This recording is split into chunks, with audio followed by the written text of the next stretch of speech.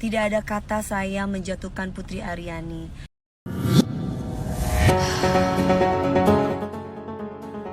Penyanyi dangdut Dewi Persik kembali menjadi sorotan.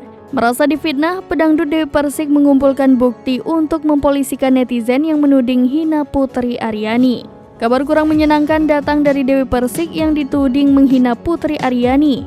Hal tersebut tampaknya membuat Dewi Persik geram hingga memutuskan menempuh jalur hukum.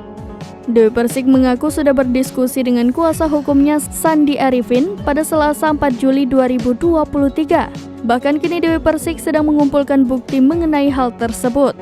Pedangdut 36 tahun itu merasa tidak terima dengan pemberitaan yang dianggapnya tidak sesuai. DP, sapaan akrabnya, sempat membeberkan awal mula dirinya dituding menghina Putri Aryani. Hal tersebut berawal dari pernyataan terhadap penyanyi yang berhasil maju ke babak semifinal pencarian bakat America's Got Talent 2023 itu.